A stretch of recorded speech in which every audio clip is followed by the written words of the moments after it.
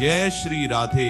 सुनो, आज जो बात मैं बताने वाला हूं, ये बात ऐसी है जिसे सुनकर आपकी आंखें खुल जाएंगी, और जब यह रहस्य समझ में आ जाएगा तब आप कभी नहीं कहेंगे कि मेरी किस्मत खराब है, क्योंकि किस्मत खराब नहीं होती। हम उस समय सोते रहते हैं जब भगवान हमारी किस्मत लिखने बैठते हैं। सुना आपने? एक बार ध्यान से सुनो। जब भगवान हमारी किस्मत लिखने बैठते हैं, उस समय हम रजाई में लिपटे सपने देख रहे होते हैं और फिर शिकायत करते हैं, भगवान ने मुझे कुछ नहीं दिया। भगवान ने दिया था, लेकिन आप वहां थे ही नहीं।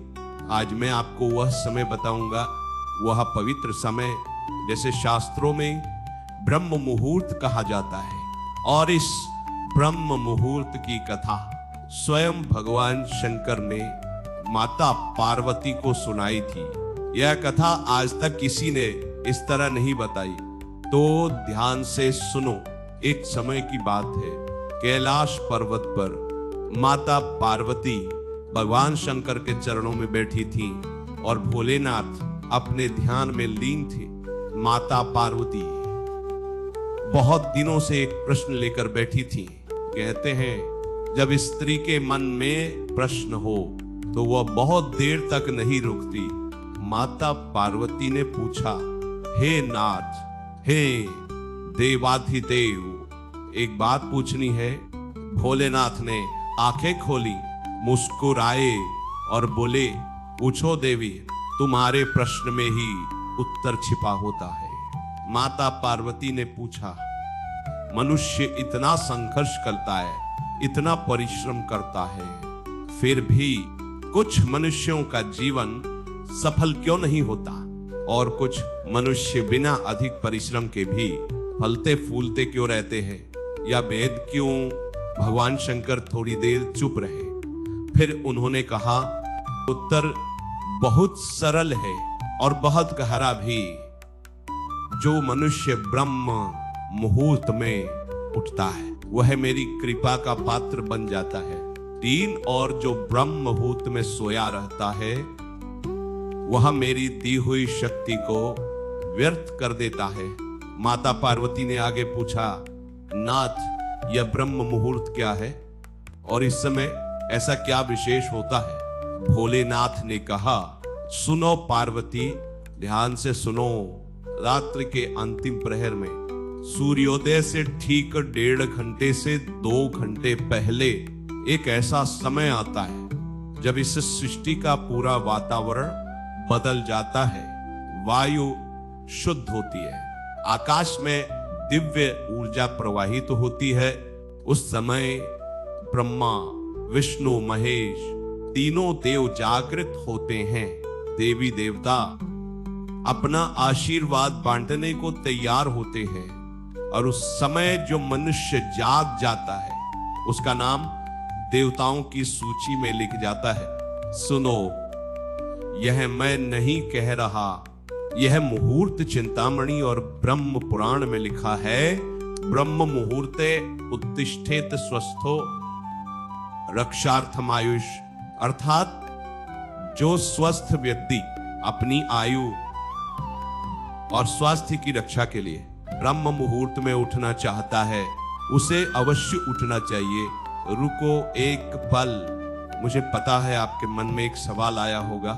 आपने सोचा होगा, महाराज हम तो रोज सुबह उठते हैं, 6 बजे उठते हैं, 7 बजे उठते हैं, फिर भी किस्मत नहीं बदली।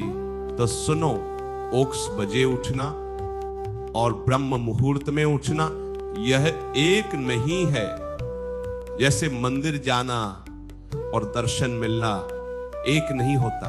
कभी कभी आप मंदिर जाते हो लेकिन पट बंद हो जाते हैं। उसी तरह 6 बजे उठने पर वह दिव्य समय बीत चुका होता है, देवताओं के पट बंद हो चुके होते हैं, ब्रह्म मुहूर्त का समय होता है।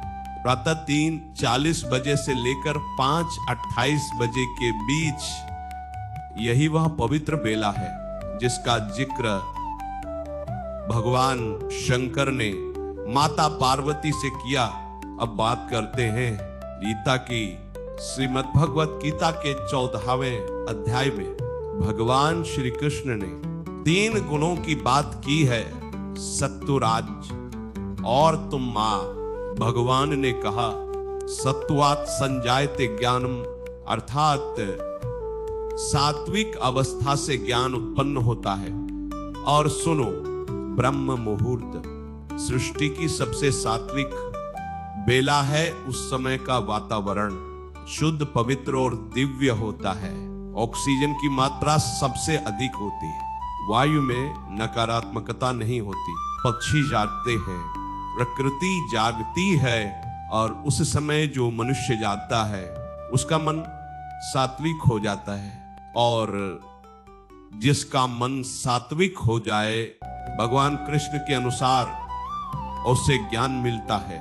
और जिसे ज्ञान मिल जाए उसे किस्मत बदलने के लिए किसी ज्योतिषी की जरूरत नहीं। एक बात और सुनो, रामायण में एक प्रसंग है, जब भगवान राम वन में थे तब ब्रह्म मुहूर्त में उठते थे। वनवास में भी 4-10 वर्ष के कष्ट में भी उन्होंने एक दिन भी ब्रह्म मुहूर्त का त्याग नहीं किया।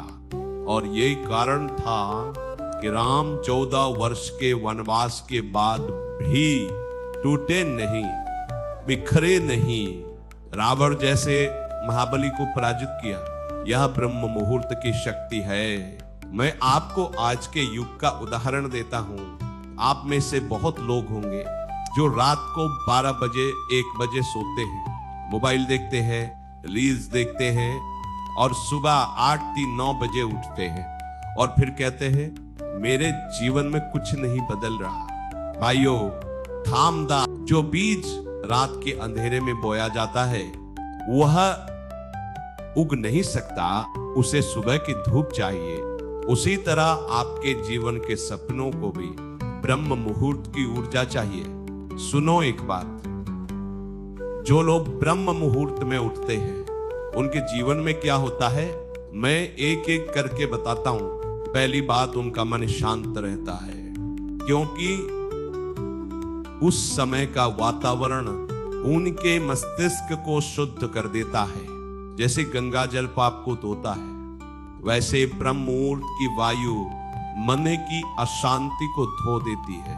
दूसरी बात, उनके निर्णय सही होते हैं।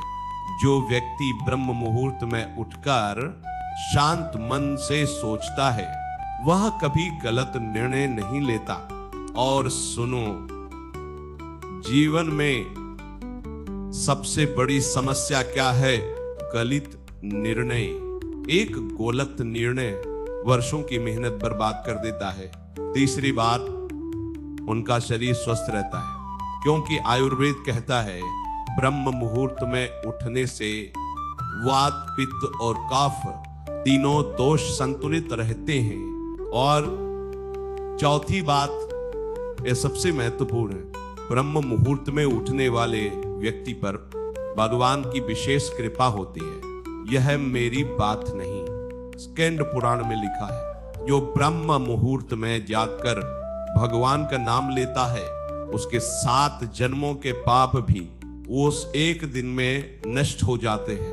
अब मैं एक और बात बताता हूं, वह बात जो बहुत कम लोग जानते हैं। जब माता पार्वती ने भगवान शंकर से पूछा, नाथ, क्या देवता भी ब्रह्म मुहूर्त में उठते हैं? भगवान शंकर ने कहा, पार्वती, यह प्रश्न ही गलत है। माता पार्वती ने आश्चर्य से कहा, गलत? भगवान शंकर बोले, हां, क्योंकि देवताओं को सोना नहीं पड़ता। लेकिन ब्रह्म मुहूर्त में देवता अपनी साधना को और गहरा करते हैं। उस समय देवलोक से पृथ्वी पर दिव्य शक्ति का प्रवाह होता है और जो मनुष्य उस समय जागृत होता है वह उस दिव्य शक्ति को अपने भीतर ग्रहण कर लेता है। जो सोया रहता है वह उस शक्ति से वंचित रह जाता है। जैसे गांव में बिजली आई लेकिन तुमने अपना स्विच ऑन नहीं किया, तो बिजली की गलती नहीं है, बल्कि तुम्हारे स्विच की गलती है। यह सुनकर माता पार्वती के मन में एक और प्रश्न उठा। उन्होंने पूछा, नाथ, ब्रह्म मुहूर्त में उठकर क्या करना चाहिए? बस उठ जाना काफी है। भगवान शंकर मुस्कुराए और बोले, नहीं देवी, उठना तो पहला कदम है, लेकिन उठने के बाद पहले भगवान का नाम लो। कौर दर्शन, नमो नारायण। दोनों हाथों को देखो, हाथों में देवता वास करते हैं। अंगुलियों के अग्रभाग में लक्ष्मी जी वास करती हैं, मध्य भाग में सरस्वती माता वास करती हैं, और हथेली के मूल में गोविंद वास करते हैं। इसलिए हाथों के दर्शन करो, फिर धरती पर पांव रखो और धरती से क्षमा मांगो। समुद्र वसने देवी, पर्वतस्तन मंडले, विष्णु पत्नी नमस्तुभ्यम, पाद स्पर्शम क्षमस्व में ये श्लोक बोलो। इसके बाद शौच स्नान करो और फिर गायत्री मंत्र का जाप करो, क्योंकि ब्रह्म मुहूर्त में गायत्री मंत्र का जाप सामान्य समय के 1000 जापों के बराबर होता है। 1 मिनट। मुझे पता है कुछ लोग अभी सोच रहे होंगे, महाराज हम रात को बहुत देर से काम करते हैं, बच्चे हैं, घर है, नौकरी है, कैसे उठे इतनी सुबह? ये बहाना है, माफ करना, लेकिन यह बहाना है और मैं प्रेम से यहां कह रहा हूं, सुनो, भगवान ने आपको 24 घंटे दिए हैं। जो मनुष्य रात को 10 बजे सोए वह 4 बजे उठ सकता है, 6 घंटे की नींद पूरी हो जाती है।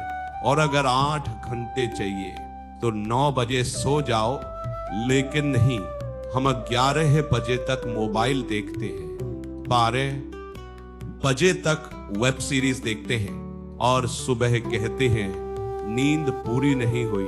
अरे जो समय रात को बर्बाद किया वह दिन में कमाया नहीं जा सकता। एक बात गांठ बांध लो, रात्रि के 10 बजे के बाद का जागना और सुबह ब्रह्म मुहूर्त में सोना, यह दोनों एक जैसा पाप है, क्योंकि दोनों में आप ईश्वर की दी हुई शक्ति को नष्ट कर रहे हो। आज मैं आप सबके सामने एक चुनौती रखता हूं, एक 21 दिन का ब्रह्म मुहूर्त अनुष्ठान। 21 दिन क्यों? क्योंकि शास्त्रों में कहा गया है जो कार्य 21 दिन लगातार किया जाए वह जीवन का अंग बन जाता है। तो आज से 21 दिन तक प्रातः 4 बजे उठो, उठाकर सबसे पहले दोनों हाथ जोड़कर कहो जय महाकाल, फिर 10-15 मिनट गायत्री मंत्र का जाप करो और फिर 5 मिनट शांत बैठकर अपने जीवन का एक लक्ष्य भगवान को बताओ। बस इतना, ये बहुत कठिन नहीं है और मैं वादा करता हूं, नहीं, भगवान वादा करते हैं कि इन 21 दिनों में आपके जीवन में ऐसे परिवर्तन आएंगे जो आपने सोचे भी नहीं होंगे। अब वापस चलते हैं। कैलाश पर माता पार्वती ने भगवान शंकर से आखिरी प्रश्न पूछा, नयचुल, क्या ब्रह्म मुहूर्त में उठना मात्र ही किस्मत बदलने के लिए पर्याप्त है? भगवान शंकर ने कहा, किस्मत बदलती नहीं, किस्मत बनती है। जो मनुष्य ब्रह्म मुहूर्त में उठता है वह अपनी किस्मत स्वयं लिखना शुरू कर देता है, वह ईश्वर का सही लेखक बन जाता है। और जो ईश्वर के साथ मिलकर अपना भाग्य लिखे, उसे रोकने की शक्ति इस जुगत में किसी के पास नहीं है। सुना, ईश्वर का सही लेखक ये बनना है हमें, और इसकी शुरुआत कल सुबह 4 बजे से होती है। कल की सुबह एक नई शुरुआत है, एक नया अध्याय है। उठो और भगवान से कहो, मैं तैयार हूं। जय श्री राधे, जय महाकाल, हर हर महादेव।